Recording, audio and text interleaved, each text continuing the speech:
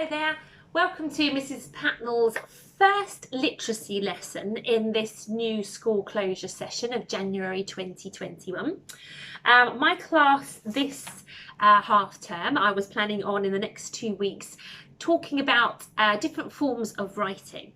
One being a recipe, which we have spoken about before, particularly last half term when we were dealing with our Christmas around the world. But I want to look back at recipes, and I also want to look at instruction writing. So it's another way another form of writing. So to do that, I'm actually going to use this book for the next 2 weeks. This book is called Stone Soup. Now this book, once I've read it, I'm going to ask you what type of book it is. But it's what's known as also as a fable. So we'll talk about that as well once I've read the story to you.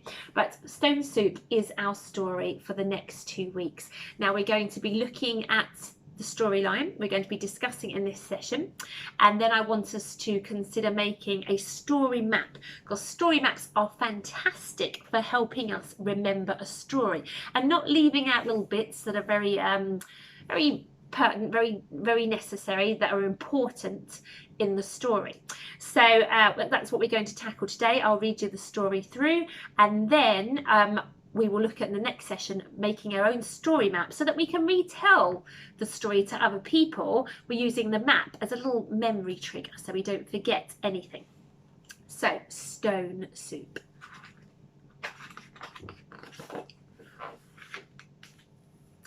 One cold winter's day many years ago, a band of weary wanderers arrived at a small village on the edge of a large wood. They had been journeying for many days, and they were hungry and tired. At last, said their leader, a large friendly dog, warm fires, friendly faces, and a nice hot supper. So there he is, there's the leader of the wanderers. I'm wondering if maybe, do you know what a wanderer is? If you have any idea, you can pause the video and chat to an adult in the room to tell them what you think a wanderer might be. But I'm going to discuss it with you now. A wanderer is someone who spends a lot of their time walking and travelling or travelling in different transport to different places. They don't sort of stay still for very long.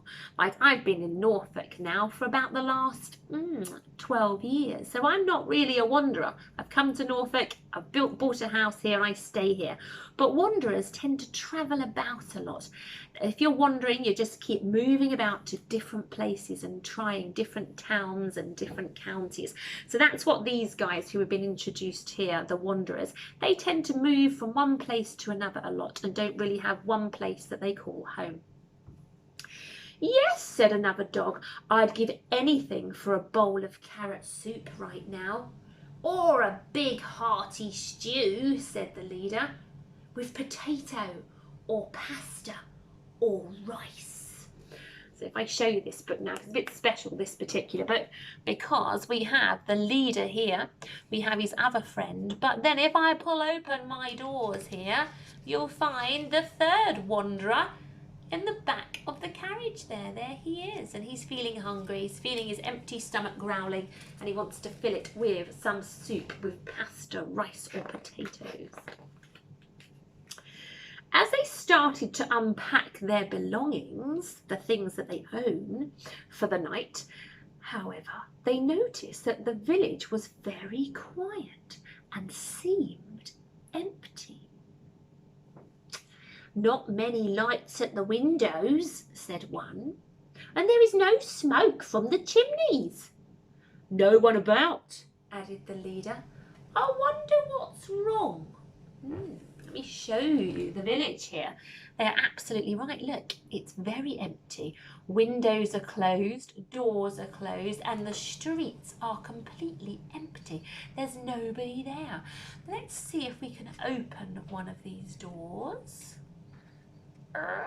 Ah, not so empty behind that house. We have a pussycat living there, but seems reluctant, doesn't want to come out of their house. And here, oh, we have a little tortoise maybe sitting behind this window. He doesn't look very happy, so maybe they're not pleased to see the wanderers in their town. Let's find out a little more. Oh, I missed something here. There is a bush. Let's pull it open. We got a little sheep behind the bush, but he too looks a little fed up at the sight of the wanderers. Let's find out why. They started to put up their tent. Before long, the door of one of the cottages opened and an old villager came out. Here he is. "It's best you move on," he said. "It's been a long, hard winter and we have no food left. We cannot feed you tonight. We cannot even feed ourselves." One by one, the other villagers came out of their houses. "We are poor," one said. "And hungry," joined in another. "We cannot offer you food. Be on your way." Be on your way doesn't sound like the nicest way to greet any wanderers that come into your village. So they all look a little bit angry, don't they? "Don't you worry about that," said the leader. "We're going to have a hearty stone soup. There will be enough for you too, if you like." "I've never heard of stone soup," said the old villager. "Is it good?" "Good," said the leader. "It's the most delicious soup you will ever taste. It's hot, tasty and filling. All we need is some wood for a fire." "Well," answered the villagers, "we may have a little wood in return for a bowl of your most delicious stone soup." So they seem to have done a deal with the wanderers in that if they provide some wood, if the villagers bring some wood, then perhaps they can have some soup in return. If we follow the cat here and open the door, look, lots of wood in their woodshed, so that shouldn't be a problem to lend the wanderers some wood. They have a big stew pot, so we're getting there towards our stone soup. Before long, the wanderers had built a roaring fire from the wood the villagers had found them. They put a large cooking pot on it, filled with water, and soon it was boiling busily. The villagers came out to stand around the fire and held out their hands. "Oh, it's good to be warm," they said. "What a good idea to put all of our wood together." The leader reached into the cart and pulled out a bundle. He unwrapped it carefully and revealed a large stone. "Is that it?" the old villager asked. "It looks just like an ordinary stone. Have we wasted our precious firewood for that?" "This is no ordinary stone," said the leader. "It's a stone soup stone." And he dropped it, plop, into the boiling water. So here he is. He's got his big parcel out. They're all eager to see what it is that he's going to add to the stone soup. And it's just an ordinary looking stone, apparently. How unusual. The cook dipped in a spoon and tasted the liquid. "Is it good?" the villagers asked him eagerly. They really want to know. Tell us, tell us. They're very eager. "Not bad," he said, "but it needs a little salt." He turned to the leader. "Do we have any salt?" The leader shook his head. "I don't think so. It's no good without salt," said the cook. "I'll have to tip it all away." "Wait a minute," said one of the villagers. Let me see. I might be able to find a little salt if that's what it needs. So they got this far. They'd bought all the logs. Everyone had put all their wood together to make the water bubble. The stone has gone in, but it has no flavour in this soup. It needs a bit of salt for flavour. So this little guy has run off to go and see if he's got a little bit of salt at home. He hasn't really got anything else, but he might have a little bit of salt. The cook tipped in the salt and tasted the soup. Much better. If only we had some parsley. Wait, called one of the villagers. I think I may know where a little bunch of parsley is. I'd forgotten all about it until now. And off he went to his cottage to fetch it. I'm going to show you this page first. So here he is adding the salt, quite a bit of salt actually. Don't always want to add too much salt to your cooking. And under here is the sheep going home to find the parsley. There he is. He's keeping it under his bed. I think probably he was trying to keep it all for himself, but he's worked out without the parsley, no one will get any soup. I don't suppose anyone has any carrots, have they? Asked the cook. It's very good with carrots. Yes, a small voice called out. My father has got some carrots hidden in the loft.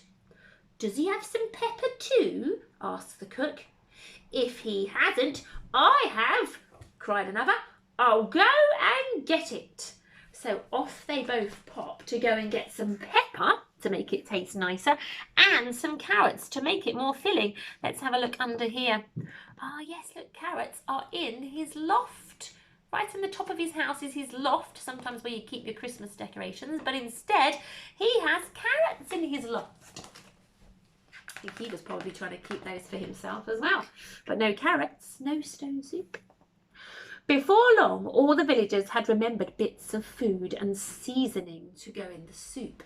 So the seasoning is the thing that makes the flavours come out. So like the salt and the pepper and the parsley, that's seasoning. Only the old villager had refused to give anything to the meal, saying he had no food in his house at all. Everyone stood around the cooking pot and breathed in deeply. Oh, have a breathe in. Imagine you can smell what this soup smells like now. Ah, stone soup. The soup smelled perfect.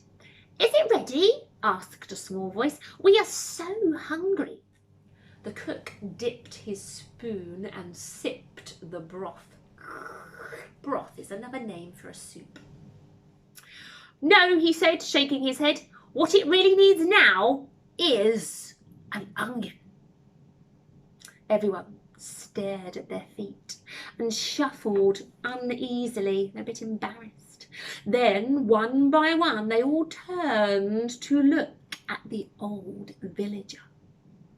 He turned red and muttered, all right, I might just have an onion in my house. Just one mind. And off he shuffled. But he's finally given in. He was the toughest person to crack, but he's finally decided he may just have an onion. Well, let's have a quick look under here. I've noticed his hat. Whoop. Ah, he has the pepper. And the cow in his bag has bought the carrots. And actually, there's another one here. Oh, we've got peas in this pot coming to join into the soup. Oh, no wonder it's delicious. After a while, the old villager returned, carrying the biggest onion you could wish for. Everyone cheered as the cook chopped it up and threw it into the soup. Even the old villager smiled a little. There he is, got a little smile appearing on his face there. And now let's take a look at the soup in the big pot. It looks delicious. You can see the stone in the middle, and you can see tomatoes, and I think there's even kidney beans in there, and the peas and the carrots. Let's flip it down. And in goes the huge onion from the not so happy villager.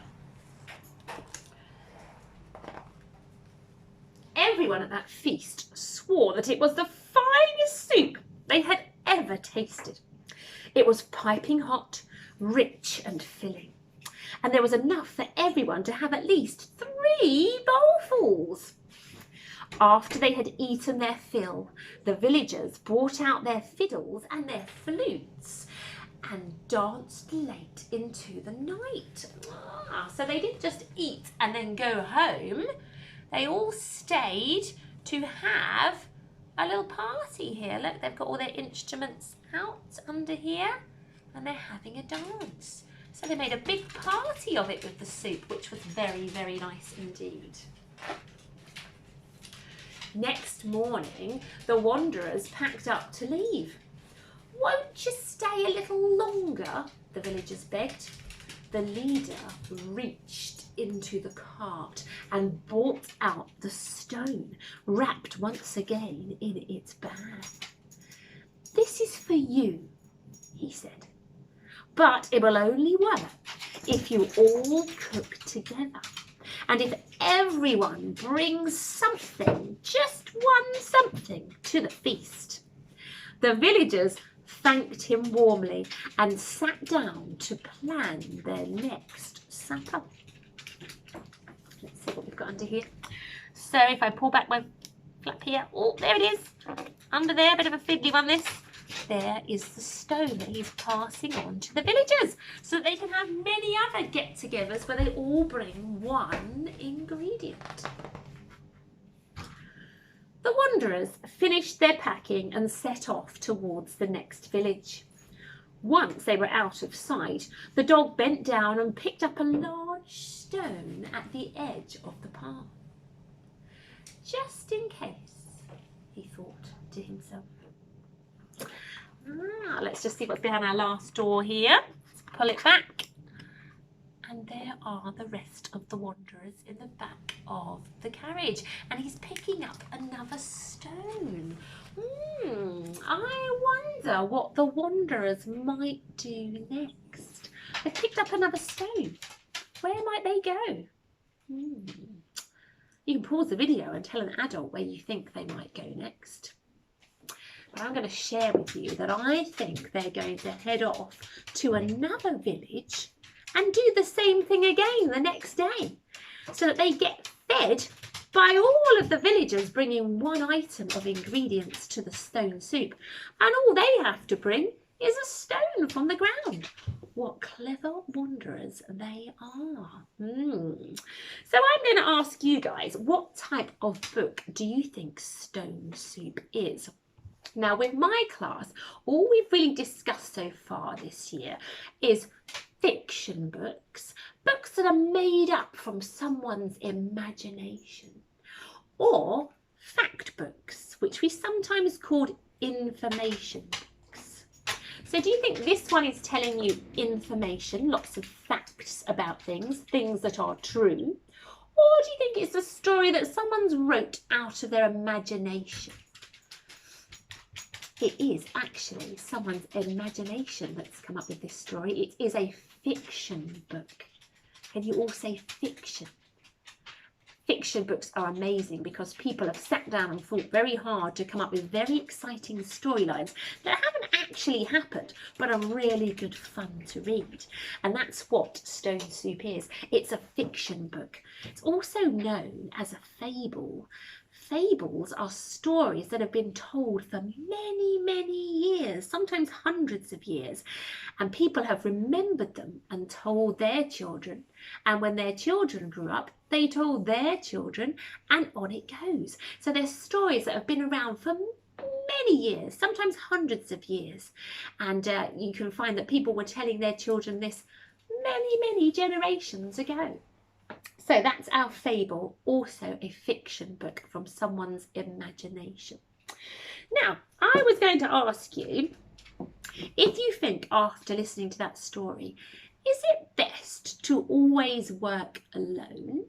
Or is it sometimes a good idea to work with others, to do things as a team?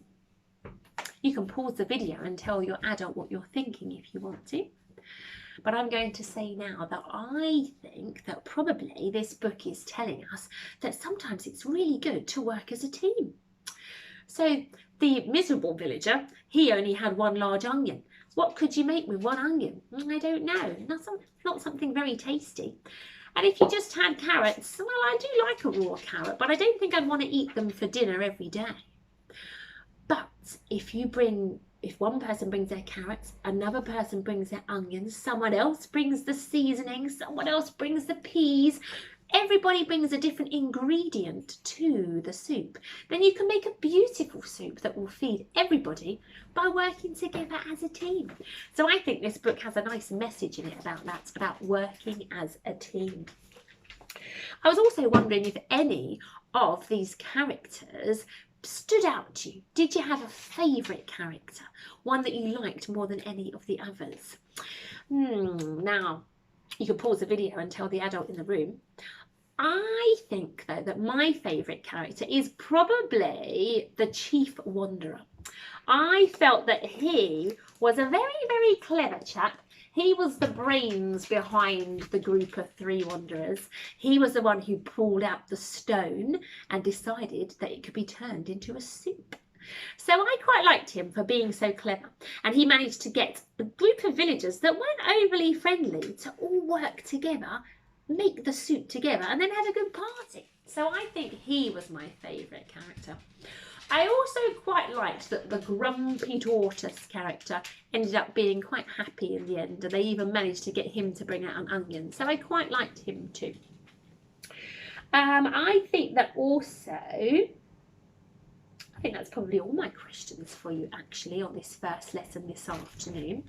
I'm going to do another lesson for you tomorrow where I will read through the story again, and then we will make our own story map so that you can then take your map with your own pictures and tell the story to somebody else in your house using your map to help you. This is how you'll remember stories, and they'll stay in your minds so that you can then tell them to other people, even your children, when you are older. And that's how this story will remain a fable that people tell different generations after generations. So I shall see you again tomorrow when it's story map time for our fable Stone Soup. Bye bye.